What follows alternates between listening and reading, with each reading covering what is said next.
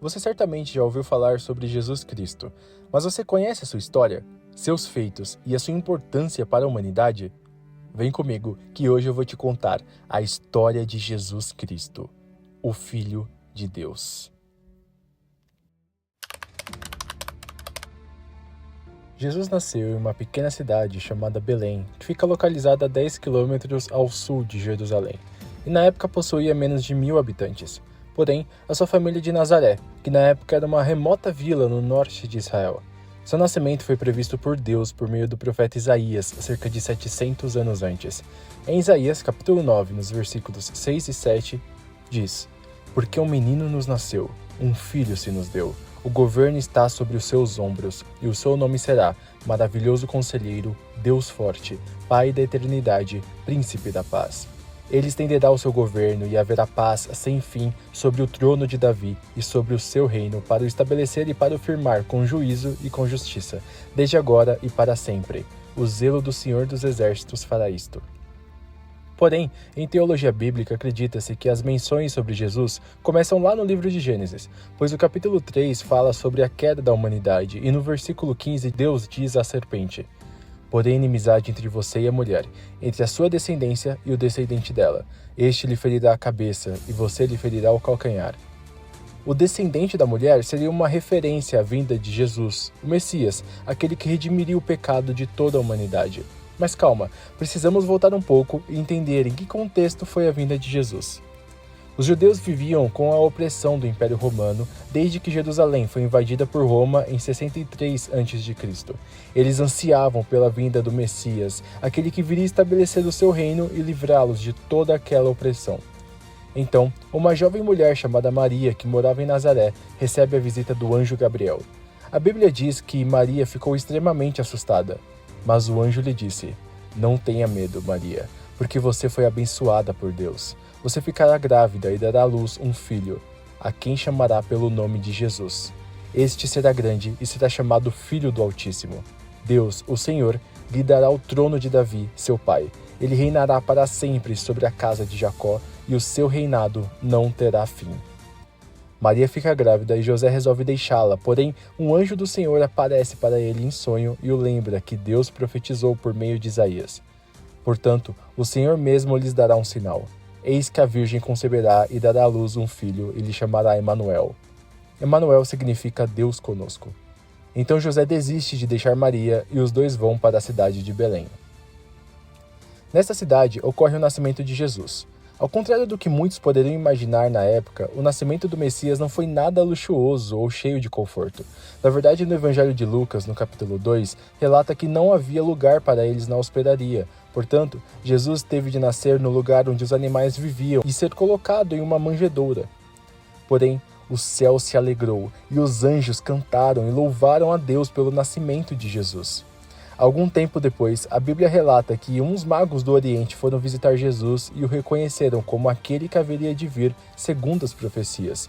E tudo isso deixou o rei Herodes extremamente furioso, ao ponto de emitir um decreto ordenando que todas as crianças do sexo masculino abaixo de 2 anos de idade deveriam ser mortas. Maria, José e Jesus fogem para o Egito e ficam por lá até a morte de Herodes. Após isso, eles retornaram para Israel e foram morar em Nazaré. Não há muitos relatos sobre a infância de Jesus, porém, o Evangelho de Lucas conta no capítulo 2 que os pais de Jesus o levaram aos 12 anos para Jerusalém para a festa da Páscoa. Mas espera. Se na Páscoa nós celebramos o sacrifício de Jesus, que Páscoa era essa que eles comemoravam? A Páscoa, na verdade, surge no Êxodo. Ela era uma festa para relembrar a libertação do povo hebreu da escravidão no Egito. Explicado isso, voltemos à infância de Jesus. Maria e José perdem Jesus de vista e só 3 dias depois eles o encontram e quando o viram, ele estava no templo com os doutores da lei, que estavam muito admirados com a sua inteligência e suas respostas referentes às Escrituras. Passados alguns anos, Jesus é batizado no Rio Jordão pelo profeta João Batista. E após isso, a Bíblia relata que ele é levado pelo Espírito de Deus ao deserto, onde foi tentado pelo diabo durante 40 dias e 40 noites e não comeu nada durante esses dias. Jesus recusa todas as tentações com respostas cheias de sabedoria e guiado pelo Espírito Santo. Após isso, Jesus inicia seu ministério por volta dos 30 anos de idade. Ao longo do seu ministério, Jesus reúne 12 homens. Eles eram os seus seguidores mais fiéis e que andavam com Jesus por onde quer que ele fosse ensinar e posteriormente viriam a se tornar seus apóstolos. Eles eram Simão Pedro e André, filhos de Jonas, Tiago e João, filhos de Zebedeu, Simão, o Zelote, Filipe, Tadeu, Natanael, Tomé, Mateus, Tiago, filho de Alfeu e Judas Iscariotes. Por conta de seus ensinamentos disruptivos aos olhos dos fariseus e mestres da lei na época, Jesus passou a ser perseguido por eles e tentavam o difamar e o acusar injustamente. O primeiro milagre de Jesus relatado na Bíblia você já deve ter ouvido falar. Foi quando Jesus transformou água em vinho durante um casamento. Mas esse não foi o único. Não irei mencionar todos os seus milagres, pois como João diz no Evangelho de sua autoria, no capítulo 21, há porém ainda muitas outras coisas que Jesus fez. Se todas elas fossem relatadas uma por uma, penso que nem no mundo inteiro caberiam os livros que seriam escritos. Mas irei falar sobre os 4 que estão entre os mais marcantes. A expulsão do endemoniado em Cafarnaum.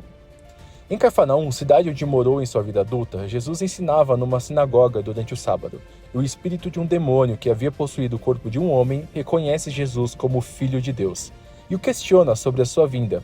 Porém, Jesus o expulsa do corpo daquele homem com apenas uma frase. A cura do servo do centurião. Um centurião romano pede a Jesus para que cure o seu servo. Ele creu tanto que Jesus poderia curá-lo ao ponto de dizer que ele nem precisava ir até a sua casa. Sua fé foi tão genuína que Jesus reconheceu e disse: "Nem mesmo em Israel encontrei fé como esta." E Jesus o curou. A multiplicação de pães e peixes.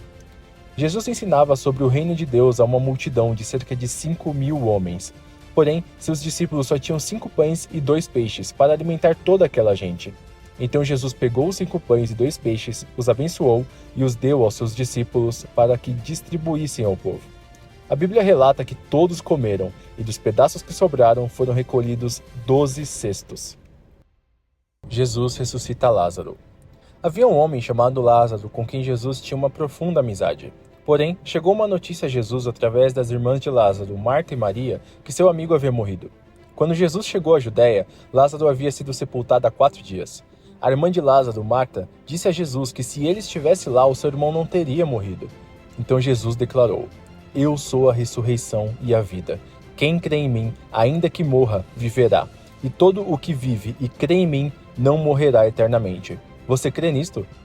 Então Marta creu que Jesus era o Cristo. Ao ver o túmulo, Jesus chorou. Então ordenou que tirassem a pedra que fechava o túmulo. Jesus rogou a Deus e então disse: "Lázaro, venha para fora." Então aquele que tinha morrido saiu do túmulo. Muitos que testemunharam esse acontecimento creram em Jesus, porém outros o denunciaram aos fariseus e a perseguição contra ele se intensificou. Jesus não só fazia inúmeros milagres, mas também ensinava multidões, os alertando sobre os erros que seus ancestrais cometeram e que eles próprios estavam cometendo, e para que se arrependessem de seus pecados e o seguissem. Pouco antes da festa da Páscoa, Jesus vai com seus discípulos a Jerusalém. Lá, ele é recebido como o rei que havia sido profetizado pelo profeta Zacarias para o povo judeu. Alegre-se muito, ó filha de Sião, exulte, ó filha de Jerusalém. Eis que o seu rei vem até você, justo e salvador, humilde, montado em jumento, num jumentinho, cria de jumenta. Isto também chamou muito a atenção dos fariseus, que naquela altura buscavam motivos para condenar Jesus. Ao ver que o templo havia virado um grande mercado, repleto de ambulantes que vendiam animais para sacrifício, faziam câmbios de moedas, entre outras coisas, Jesus destrói tudo e adverte a todo o povo sobre o absurdo que estavam fazendo com a casa do Pai, que era uma casa de adoração. Judas Iscariotes, indignado pelo Messias não agir conforme ele imaginava que seria, vendeu a localização de Jesus Cristo por 30 moedas de prata, que era o valor de um escravo, ou então aproximadamente o valor de 30 dias de trabalho. E a Bíblia diz que deste dia em diante, Judas buscava uma boa ocasião para entregar Jesus. Durante sua última ceia, Jesus lavou os pés dos seus discípulos em mais uma grande lição sobre humildade e servidão. e também prediz aos seus apóstolos que um deles o haveria de trair. No Evangelho de João, Jesus explica que seria aquele a quem ele desse um pedaço de pão molhado. E, depois que Judas recebeu o pedaço de pão, imediatamente Satanás entrou nele. Então Jesus disse a Judas: "O que você pretende fazer, faça-o depressa." Então Judas saiu da presença deles. Jesus também prediz a sua morte e diz aos seus apóstolos: "Eu lhes dou um novo mandamento, que vocês amem uns aos outros, assim como eu os amei, que também vocês amem uns aos outros." Ainda naquela noite, Jesus explica sobre a importância de crer nele, porém os apóstolos não conseguem compreender e Tomé o questiona sobre como eles poderiam encontrar o caminho para onde o seu Senhor iria. Jesus respondeu: "Eu sou o caminho, a verdade e a vida. Ninguém vem ao Pai senão por mim." Em meio à angústia de seus mais fiéis seguidores, Jesus promete o Espírito Santo, o Consolador, que ficaria com eles após a sua partida. Após a ceia, Jesus levou Pedro e os irmãos Tiago e João para um lugar chamado Getsêmani. Jesus estava extremamente angustiado e roga a Deus: "Meu Pai, se é possível que passe de mim este cálice, contudo, não seja como eu quero, e sim como tu queres." Um anjo do céu o confortava, e Jesus orava mais intensamente. Enquanto isto, seus discípulos caíram no sono. Então Judas foi com os guardas do templo armados até o lugar onde Jesus estava. Judas havia dito a eles que quem ele beijasse era Jesus e que o poderiam prender. Judas saudou Jesus e o beijou. Jesus, porém, lhe disse: "Judas, com um beijo você trai o Filho do Homem?" Jesus pediu para que deixassem que os seus discípulos fossem embora, e assim foi feito. Os guardas o levaram a Anás, que era o sogro de Caifás, o sumo sacerdote. Anás questiona Jesus sobre os seus ensinamentos. Jesus o respondeu como quem fala com autoridade, então um dos guardas do templo o agrediu. Anás mandou amarrar Jesus novamente e o levar a Caifás. Enquanto isso, Pedro e João seguiram Jesus até o pátio do templo onde ele foi levado. E lá, Pedro é questionado sobre ser seguidor de Jesus. Porém, Pedro nega 3 vezes, assim como Jesus havia predito durante a ceia. Diante do Sinédrio, Jesus era falsamente acusado e levavam falsas testemunhas para depor contra ele. Aqueles que prenderam Jesus procuravam achar um pretexto para condená-lo à morte. Caifás questiona a Jesus se ele era o Cristo. Jesus respondeu: "É o Senhor mesmo quem está dizendo isso. Mas eu lhe digo que, desde agora, vocês verão o Filho do Homem sentado à direita do Todo-Poderoso e vindo sobre as nuvens do céu." Por ter dito isto, Caifás se enfureceu e condenou Jesus à morte. Alguns cuspiram nele, batiam no rosto de Jesus e debochavam. Porém, no judaísmo da época, os sacerdotes não tinham autoridade de condenar ninguém à morte. Isto cabia ao Império Romano. Então, eles levaram Jesus ao governador da província chamado Pôncio Pilatos.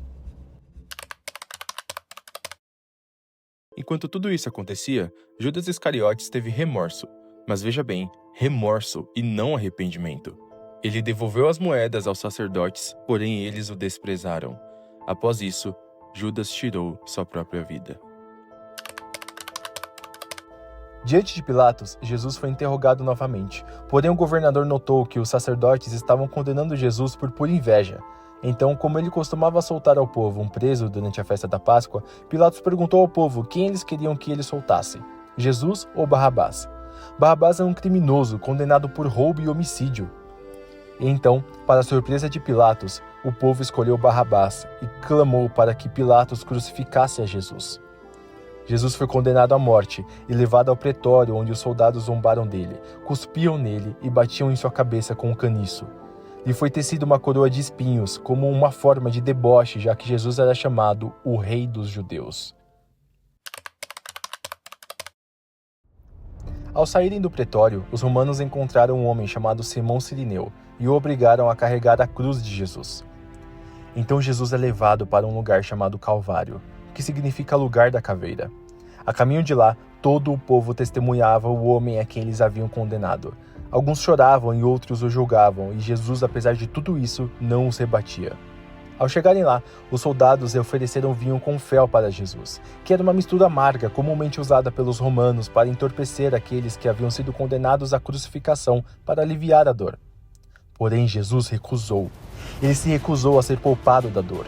Ele escolheu sentir a dor do mundo em nosso lugar. Não só a dor espiritual, mas a dor física também. Então Jesus é crucificado e era por volta das 9 horas da manhã. Junto com ele foram crucificados outros 2 ladrões, um à sua direita e outro à sua esquerda. Mas Jesus dizia: Pai, perdoa-lhes porque não sabem o que fazem.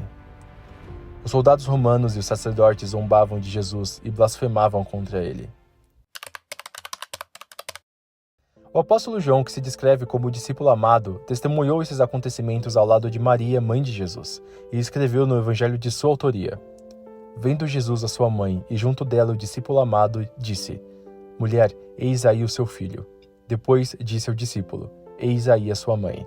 Dessa hora em diante, o discípulo a tomou para casa. A Bíblia descreve que um dos malfeitores que havia sido crucificado junto com Jesus também o insultava e blasfemava contra ele. Porém, o outro o repreendeu e disse: Jesus, lembre-se de mim quando você vier no seu reino. Jesus lhe respondeu: Em verdade lhe digo que hoje você estará comigo no paraíso. Já era meio-dia e o céu se encheu de trevas até as 3 horas da tarde. Naquele momento, Deus virou as costas para Jesus. Foi preciso, pois Jesus devia de sofrer a morte eterna, ou seja, a separação de Deus. A morte que nós deveríamos sofrer pelos nossos pecados, porém ele carregou isso na cruz. O ser mais puro que já andou na terra sofrendo pelos pecados, não de uma, mas de todas as pessoas do mundo e as que ainda haveriam de vir. Você pode imaginar tamanho sofrimento? Mas Jesus sofreu, e a dor era tão grande que a Bíblia descreve no Evangelho de Mateus que, por volta de 3 horas da tarde, Jesus clamou em alta voz, dizendo: Eli, Eli, lama sabachthani? Isto quer dizer: Deus meu, por que me desamparaste? E no Evangelho de João, capítulo 19, no versículo 28, diz: Depois, vendo Jesus que tudo já estava consumado, para que se cumprisse as Escrituras, disse: Tenho sede. Os soldados deram vinagre em uma esponja para Jesus beber. O vinagre é, na verdade, uma mistura de vinagre e água, uma bebida bem forte e comum entre os romanos, chamada posca, usada para matar a sede rapidamente. Porém, até este ato foi para que se cumprissem as Escrituras, pois no livro de Salmos, escrito pelo rei Davi 1000 anos antes, diz: Por alimento me deram fel, e na minha sede me deram a beber vinagre. Jesus vê que tudo havia sido cumprido e diz: Tetelestai, que significa está consumado. Ou seja, a punição que haveríamos de sofrer pelos nossos pecados havia sido cumprida na cruz por Jesus Cristo. Agora não mais ofereceríamos animais em sacrifícios para nos purificar, pois o Cordeiro de Deus se sacrificou por nós. Então Jesus clamou em alta voz: Pai, nas tuas mãos entrego o meu espírito. E dito isto, expirou. Então o véu do santuário que separava os homens de Deus se rasgou de cima a baixo. A terra tremeu, as rochas se partiram, os túmulos se abriram e os mortos ressuscitaram. E o centurião romano, ao testemunhar tudo isso, se encheu de temor e afirmou: Verdadeiramente, este era o Filho de Deus.